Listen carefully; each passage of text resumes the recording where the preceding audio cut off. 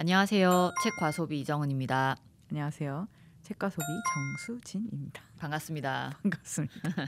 우리가 이제 세 번째 촬영이니까 네.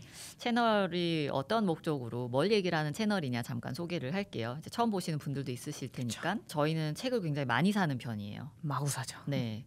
그런데 완독률은 좀 낮고 그래서 이제 저희랑 같이 책을 많이 사서 많이 보고 뭐 많이 읽자. 그렇죠, 그렇죠. 그러니까 저희도 완독률을 좀 높이고 보시는 분들도 책에 이제 취미를 좀 가지셨으면 그렇죠. 네. 책을 많이 사고 많이 읽기를 조장하기 위해서 개설된 채널입니다. 좋습니다. 근데 오늘 후드티 안 입으셨네요. 지난번에 후드티 입으셨는데 오늘은 셔츠에 니트에 뭐 끝나고 좋은 데 가시나 봐요. 나 빼고. 제가 그럴 리가 있습니까? 그래도 돼요. 단지 저희 소중한 구독자 분들께서 어. 누가 방송에 후디를 입냐 왜요? 라는 강력한 의견을 DM으로 보내주셔서 알겠습니다. 고려하겠습니다. 라고 말씀드리고 피드백을 반영하겠습니다. 아. 구독자분들의 의견을 적극 반영하는 채널. 그럼요. 네, 소통한 채널. 소통하는 채널. 그러면은 그 구독자분 이제 후드티 말고 컨텐츠 내용에 좀 관심 가지고 댓글 달아주시면 더욱 그럼요, 감사하겠습니다. 그럼요. 댓글로 남겨주시는 피드백들 반영합니다. 네. DM도 환영합니다만 공격은 안 하셨어요. 아, 힘드셨구나. 어려웠어요. 아 그래요? 저도 그럼 조심할게요. 정은님에 비해서 뚝딱거린다는 얘기도 있었고. 에이 그런 게 어디 있습니까? 저는 듣기 좋았어요. 수진님 목소리도 좋고. 저는 당당했어요. 하지만 아니라는 의견들이 있어서 그런가 보구나. 그래서 오늘 책은 뭔가요? 저희 오늘 책은 지난번 독서 모임에서 한번 다 같이 읽었었던 알베르 까미의 이방인입니다. 이방인. 네, 아 여긴가요? 네, 이방인. 네, 좀 어설픕니다 아직 방송이. 괜찮습니다. 저희가 뭐 이방인이라고 하면 솔직히 고등학교 때부터 들어왔던 책이고 그렇죠. 네. 이제 수능 준비하면서 고전들 많이 읽어야 된다 막 이런 얘기 하잖아요. 근데 수능 준비하면서 고전을 어떻게 읽습니까? 시간이 없어서. 독해 능력을 향상시켜준다고 네. 책을 많이 읽어라, 책 많이 읽어라 하지만 하필이면 오늘 또 촬영하는 날이 수능일이에요. 그러네요. 네, 전국 수능을 보는 이제 수험생 여러분 화이팅.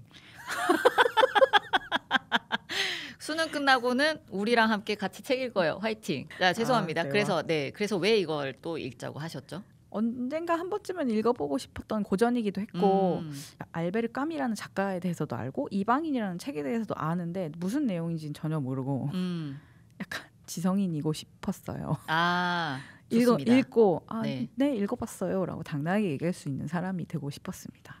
그래서 선정을 하게 됐고 막상 읽어보니까 책이 상당히 여러 부분에서 수상하더라고요. 네. 아 수상했어요? 네. 표현이 굉장히 재밌네요. 수상하다.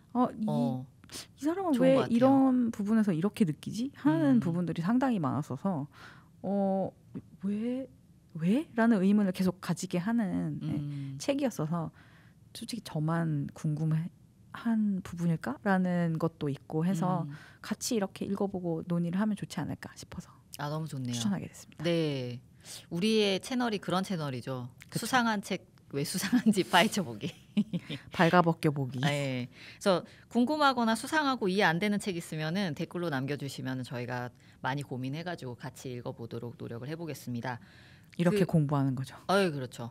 저도 실은 뭐 잘 몰라요. 이방이 워낙 유명한 책이지만, 근데 이제 제가 좋아하는 작가분 이제 편성준 작가님이 올해 읽는 기쁨이라는 책을 내셨는데 여기에 굉장히 읽으면 정말 좋았던 책들을 선정해서 이제 짧게 에세이로 많이 추천하셨어요. 그 중에 알베르 까미의 이방인도 있었고요. 근데 여기에 보면은 이 글의 끝에 이렇게 마무리를 하셨어요. 너무 어렸을 때 읽어 앞부분만 기억나는 책, 하지만 나이 들어 다시 정독해보면 비로소 그 재미를 알게 되는 책의 대표 주자가 바로 이 작품이다. 그래서 너무 좋은 인트로덕션인 것 같습니다. 그래서 나 이거 읽어야겠어 라고 생각은 했는데 또 막상 우리는 책을 과소비해서 너무 많으니까 그쵸? 뒷전에 밀려 있다가 수진님이 말씀 주셔가지고 덕분에 저도 이번에 좀 재밌게 조금 깊게 읽어봤던 것 같아요. 이게 첫 문장 아까 편성준 작가님도 얘기하셨는데 첫 부분 특히 첫 문장이 유명해요. 읽어볼게요. 보면은 오늘 엄마가 죽었다. 아니 어쩌면 어제. 모르겠다. 첫 문장만으로도 두 가지 충격이 있었어요. 죽었다로 시작하니까 일단 너무 놀랍고 근데 오늘인지 어젠지를 모른대. 그것도 이상하잖아요. 그러니까 이제 끝까지 읽게 되는 것 같아요. 마치 자기한테 일어난 일이고 자기랑 가까운 가족한테 일어난 일인데도 불구하고 관심이 없는 사람 같았어요. 남 되게 얘기처럼. 무심하게 툭 던지는 게 상당히 그 요즘 소설들 시작할 때랑 많이 비슷했고 소설 쓰기 같은 거를 좀 배우러 가면 이 문장 되게 얘기 많이 해요. 그러니까 초반에 관심을 끌 수 있을 만한 것들을 좀 넣어야 되고 호기심도 자극하고 분위기도 만들고 돌을 제대로 던지는 거죠. 네, 맞아요. 이 얘기를 이제 들어갈 텐데 저희는 이 이방인을 읽으면서 메루소 왜 이래? 막 이런 얘기를 했는데 그거를 오늘 채널에서는 어떻게 얘기할까 하다가 한 측으로는 이방인을 드라마로서 따라가면서 느꼈던 거, 생각해봤던 것들을 좀 얘기를 해보고 또 다른 한 축으로는 또 실존주의를 빼둘 수가 없죠. 실존주의 철학을 바탕으로 이걸 어떻게 보면 좋을지를 약간 수박 겉핥기식으로 얘기를 살짝. 네, 깊게 들어가면 안 돼요. 잘 몰라요. 시간도 뭐 부족하고 그렇게 얘기를 해보도록 하겠습니다. 철학적으로 접근해보는 거 너무 좋을 것 같아요. 왜냐하면 그냥 일반적으로 제가 처음에 이제 읽으면서 느꼈을 당시에는 메르소라는 주인공의 행동이 이해가 안 가는 부분이 많아서 일단 철학이라는 거울로 이 메르소의 행동을 비춰본다면 어떤 식으로 알려질지 네, 궁금하기도 했고 그래서 정은님이 애널리시스를 가져오신다 그래서 저는 흔쾌히 물론 들으면서 제가 영원히 딴 데로 갈 수도 있지만 뭐 애널리시스까지는 아닙니다. 그래서 주워들은 얘기들이랑 막 이런 거 그죠? 하겠죠. 살짝 네, 겉핥기식으로. 아까 수지님 표현에 이제 거울이라고 하셨는데 네. 그 표현 되게 좋은 것 같아요. 약간 그런 거 있잖아요. 옛날에 3D 보러 갈 때 안경 썼던 거 기억나세요? 네. 빨간색, 파란색 셀로판지. 근데 그냥 보면은 뭐야 막 이러는데 그거 이렇게 딱 끼고 보면은 막 입체로 보이잖아요. 너무 옛날 얘기인가요? 요즘 친구들은 모를 수 있어요. 그런 거 있어요, 여러분. 근데 그런 것처럼 이제 우리는 이제 그냥도 한번 보고 셀로판 고 안경 껴가지고 입체적으로도 한번 보고 그렇게 하겠습니다. 일단 어떤 내용인지 짧게 한번 줄거리를 훑고 가볼게요. 좋습니다. 1부는 주인공 메르소가 어머니 장례식에 참석하는 걸로 시작을 합니다. 양로원에 계시다가 돌아가셨어요. 장례 후 해변에서 만난 전 직장 동료 마리 여성분이에요. 그분과 함께 해수욕도 하고 영화도 보고 그러니까 데이트를 하는 거죠. 집에 와서 관계도 맺고 그러고 나서 이제 동네에서 이제 소소한 행복한 얘기들 이제 풍경들이 나오다가 레몽이라는 인물을 알게 되고 친구가 됩니다. 근데 그 레몽은 전 여친이 자기랑 이제 자기를 배반한 거에 대해서 이제 열받아가지고 복수의 이제 프로젝트에 이 친구를 이제 가담하게 하죠. 그 이후에 레몽의 친구가 있는 바닷가 별장에 놀러 갔다가 그 전 여친의 오빠인 아랍인을 만나서 이렇게 서로 약간 싸움이 일어나요.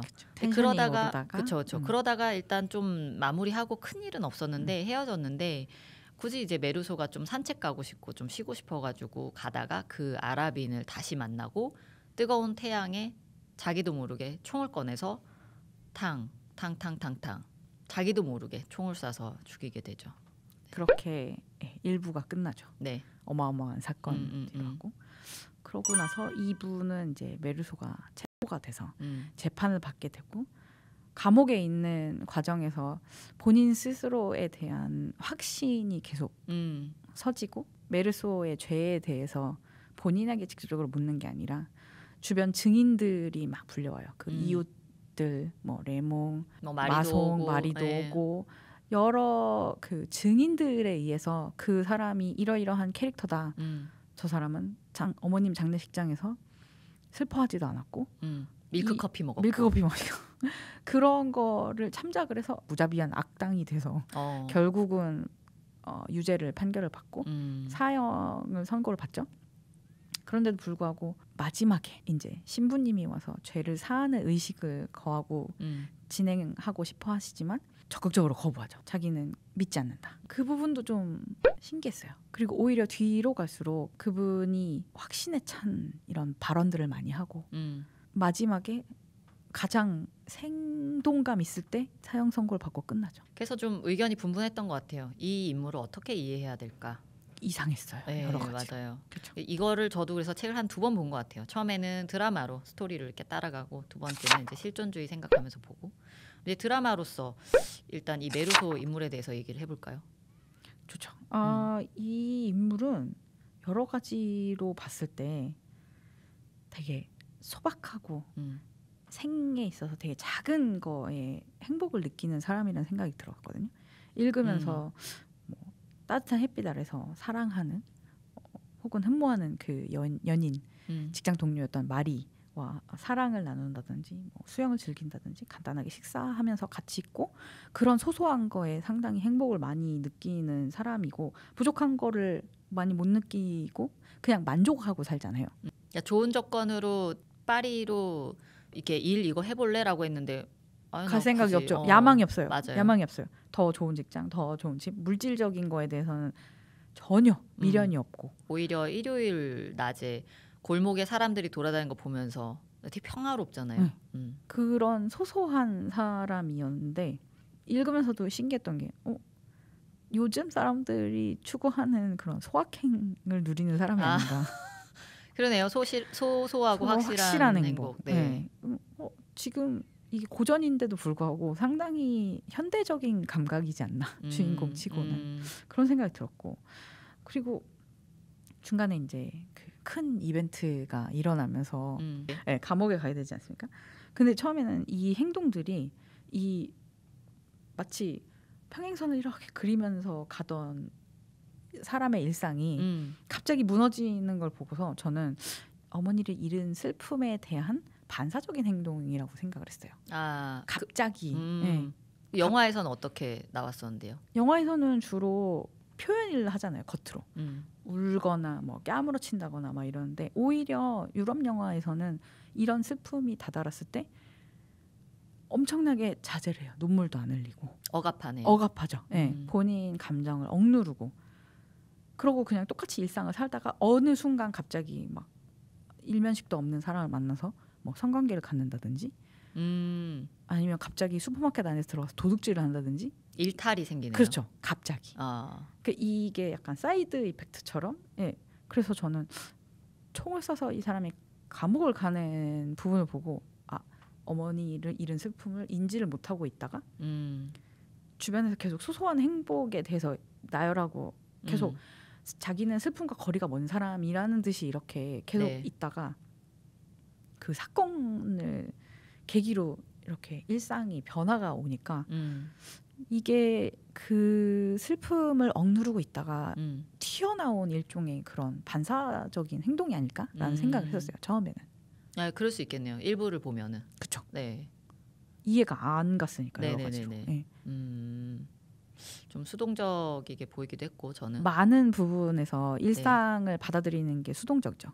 그러니까 주변의 영향에 대해서 그냥 나는 이랬다, 나는 저랬다라고 많이 느끼니까. 먼저 얘기한다기보다는 주로 질문을 받으면 답을 하는 식이었어요. 매우 그쵸. 솔직하게. 그러니까 마리가 너 나랑 결혼하고 싶어? 아니 그건 아닌데 네가 원하면 할 수 있어. 정말 매력 없는 남자 아닙니까? 이런 남자랑 사귀는 마리를 보면서 전 슬펐어요. 왜 이런 남자랑 어떻게 감히?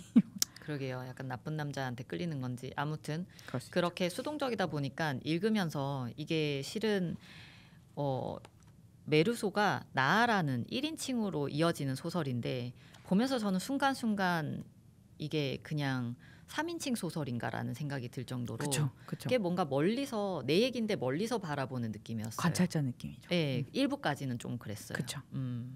그리고 어머님 장례식장에서도 되게 덤덤하잖아요.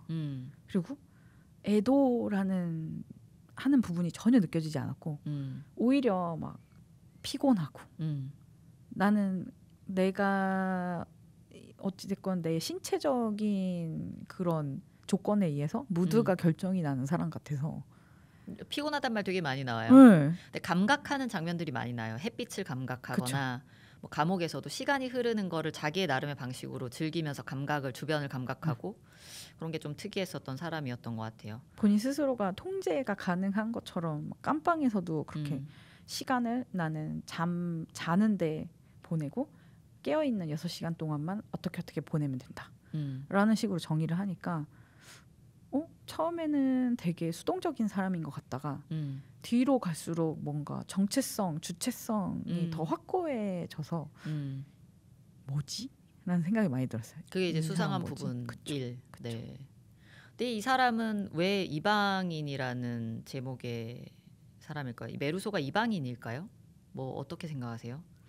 저는 처음에 읽을 때는 제목이 이방인이다 보니까 이 사람이 재판을 받는데 불구하고 주체가 아니라 마치 자기의 삶인데 겉으로 이렇게 아까 말씀드렸던 관찰자 같은 사람이어서 내 삶이지만 내가 아닌 다른 사람, 네. 스트레인저가 네. 된 느낌이었거든요. 그래서 이방인이 아닐까라는 생각을 했었어요. 처음에는. 그러네요. 그리고 또 그 안에서 보면은 적당히 우리가 사회생활 하려면은 뭐 싫어도 약간의 거짓말 같은 걸 하면서 그 안에 무리 안에 융화돼야죠. 네, 융화돼서 살잖아요. 근데 그렇게 하나하나 다 솔직하면서 계속 불거져 나와요. 그쵸. 종교에 귀의하지 않아서 불거져 나오고 그런 입장에서도 그들과 이방인 네. 이렇게 분리가 됐던 것 나는 같아요. 그 사람들과 달라라는 그런 것도 있고 그 사람들이 이 메루소를 너 신에게 귀의하지 않아? 너 어머니 애도하지 않았어? 너는 좀 다르네. 이방인이야. 라고 좀 선을 그은 것 같아요. 네. 이 문장이 기억이 나는데 그것은 마치 불행의 문을 두드린 4번의 짧은 노크 소리와 같았다. 이게 총성에 대해서 이야기하는 부분이었거든요. 네. 그리고 그의 인생에 있어서 변곡점이 되는 부분이었잖아요. 네, 네. 총으로 아랍인, 내가 아닌 다른 이방인을 쐈죠. 연달아 내 방을 쐈다는 문장이고 그 후로 체포돼서 감옥에 가고 네. 재판을 받습니다. 네. 자, 이제 재판 얘기를 좀 해볼게요. 제일 재미있는 장면이죠. 제일 재밌으셨어요? 네, 저는 읽으면서 그 앞에는 되게 수동적이고 여러 가지로 이렇게 야망도 없는 매력이 있지 않은 주인공이 상당히 삶에 대해서 진취적이고 주체적이 돼가면서 재밌었어요. 그리고 주변 사람들이 그를 이런 식으로 쟤는 저런 애야, 얘는 이런 애야를 그의 행동을 바탕으로다가 이렇게 편견 아닌 편견으로다가 결국은 그를 정의하는 걸 보고 현대 사회에도 크게 다르지 않다라는 생각이 많이 맞아요. 들었었어요. 그러니까 메루소는 자기의 판결이고 되게 중요한 일인데 자기 변론도 못하게 해요. 네, 자기 일인데 자기가 왜 그랬는지에 대해서 이야기를 해도 들어주지 않습니다. 해봐야 도움이 안 된다라는 이제 변호사 얘기가 그쵸. 있었는데 그래요. 본인의 일인데 남들이 틀을 왈가왈부하죠. 만들고 네. 기준을 만들고 그리고 이제 판단하고. 그쵸. 신기했어요. 네. 근데 희한하게도 보면서 메루소 분명히 아랍인을 죽였고 지금 판결을 하는데 왜 그런지 모르게 자꾸 마음이 쓰였어요. 그러니까 메루소 편처럼 이렇게 옹호하는 마음이 생기더라고요. 네, 이 사람이 죄인인데. 죄인인데 주변에서 자꾸 딴지가 들어오고 주변에서 자꾸 이 사람 나쁜 사람이고 어머니의 장례식장에서도 눈물 한 방울 흘리지 않은 마치 철면피 살인마 같이 몰아가니까 내가 앞부분에서 읽어온 사람은 이 정도는 아닌데? 라면서 측은지심이 들더라고요. 게다가 또 솔직해요. 네, 되게 솔직해요. 약간 좀 빠져나가기 위해서 그래도 판결 잘 받기 위해서 그런 척이라도 할 수 있는데 아니에요. 절대 하지 않아요. 네. 그러니까 또 미워할 수가 없었던 것 같아요. 맞아요. 살인의 동기가 날씨 때문이었다는 게 그걸 또 너무 당당하게 얘기를 하니까 이 사람은 진짜 숨기는 게 하나도 없구나 그런 생각이 많이 들었어요. 맨 마지막에 그 신부님이 와서 이제 죄의식을 사하는 행위를 하기 위해서 네. 사제님인가요? 신부님인가요? 네, 뭐 그 종교 의식을 하러 오시잖아요. 네. 근데 아들이요 하는데 죽기 전에 이제 회개를 해주기 위해서 용서받고 그런 의식을 치르기 위해서 오시는데 주인공이 철저하게 거부하죠. 삼고초려 마냥 계속 와서 이렇게 하는데도 불구하고 본인의 그 의도를 실행하시는 계속 노크하시는 그 부분이 되게 불편했어요. 불편하셨어요? 네. 저만 그런 거 아니죠? 아니에요. 왜냐하면 이게 불편했다라고 하는 표현이 종교인 분들은 그게 저희가 얘기한 게 더 불편할 수도 있으니까. 근데 저는 어떤 부분이 불편했냐면은 이 사람에게는 지금 1시간 하루가 되게 중요하고 자유 의지로 얘기를 하는 건데 너무 내 말이 맞다라고 강요하는 거가 그게 좀 저는 불편하더라고요. 그냥 내비두지. 되게 폭력적이죠. 맞아요. 특히 요즘 시대 보면 좀 폭력적이에요. 나의 생각을 상대에게 계속 강요한다는 주입하려고 하고. 맞아요. 아니다, 이게 맞아. 넌 이렇게 해야 구원받아. 넌 분명히 하느님의 뜻에 따라 살인을 저질렀어. 그치 맞지? 막 이런 식으로 몰아가잖아요. 그게 하필 또 아랍인이라. 네. 그러니까 네가 잘못한 게 아니야라고 핑계 댈 수 있는 거리를 계속 만들어주는데 맞아요. 메르소는 아니야. 아니야. 햇빛 때문에 죽였어. 그냥 날씨가 너무 더워서 그래서 죽였어. 근데 그걸 믿지 않죠. 네. 그리고 또 좀 그런 게 우리는 사형 선고라고 해서 뭐 의자에 앉아서 전기라던가 뭐 이런 걸 상상했는데 아 그죠. 단두대가 나와서 네. 좀 많이 놀랐어요. 단두대? 이거 시민혁명 때 쓰던 그 네, 프랑스 대혁명 때 아닌가? 흉악한 정말 잔인한 기계란 말이에요. 이렇게 칼날이 내려와서 사람 목이 일순간에 댕공 잘리는데 이때도 단두대를 썼다고? 그러니까요. 그런 게 책을 읽을 때 또 약간 다른 묘미인 것 같아요. 어머, 이 시절에도 단두대가 쓰였구나. 진짜 잔인한 네, 사회상을 그때 당시 사회상을 알 수도 있고. 그쵸. 무자비하다는 거에 대한 표현이었던 것 같기도 하고. 네. 저는 밀크 커피가 이상했어요. 밀크 커피요? 네. 저 라떼 되게 좋아하거든요. 아 네. 네. 1일 알죠. 1라떼, 1일 2라떼도 가능합니다. 근데 어머니 장례식장에서 밀크 커피를 권했고 그걸 마셨다고 해서 재판 때 쟤는 장례식장에서 블랙 커피가 아닌 밀크 커피 마셨어. 그게 무슨 잘못이죠? 그러니까 그게 이렇게 애도해야 되는 와중에 그리고 기독교적인 생각으로 봤을 때 철저하게 본인의 욕망이나 즐길 수 있는 것들을 피하고 자제하고 억압해야 되는데 즐긴 거인 거예요. 나름 뭔가 프림 설탕 이런 게 들어간. 근데 이상하잖아요. 우유가 애도에 포함이 안 된다는 게 좀 충격인데요. 그러니까 나름 사치인 거죠. 아. 그런 거라고 저는 생각을 했어요. 왜냐하면 이 장례식장 다음 날에 바로 해수욕장을 갔다라는 것도 재판 입장에서 안 좋게 쓰였잖아요. 그렇죠. 어떻게 즐겨? 연인과 사랑을 나눴다는 부분도 그것도 어떻게, 코미디 영화도. 코미디 영화도 그렇고 모든 부분에서 이 사람은 극악무도 어머님이 돌아가셨음에도 불구하고 그런 거에 대한 슬픔도 느끼지 않고 밀크 커피를 마시고 자기가 하고 싶은 대로 사는 살인자 이렇게 그냥 판단을 내버리니까 그게 너무 무서웠어요. 네.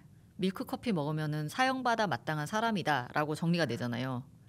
장례식장에서 그런 사회적 통념 그게 너무 무서웠던 것 같아요. 정말 그런 식으로 낙인이 찍힐 수 있다는 게 충격적이었죠. 맞아요. 우리 지금 이제 드라마로 봤을 때 정리해 보면은 메르소는 굉장히 수동적이고 그냥 소확행을 즐기는 청년이었던 것 같은데 후반에 가서는 이제 액티브하게 삶의 어떤 의지도 보이고 입체적으로 이렇게 흘러갔던 거가 있었고 더 능동적이고 모든 거에 대한 확신에 차죠. 네. 자신의 행동에 대해서도 그렇고. 그리고 재밌었던 건 이제 재판 과정이 좀 재밌었는데 이게 재밌어서 재밌다기보다는 본인이 자신을 변론하지 못하고 주변에 희한한 그런 사회 통념에 맞춰서 이 사람은 이렇게 나쁜 사람이다라고 낙인 찍혀지는 과정 그것도 좀 우리도 욱하게 만드는 부분이었죠.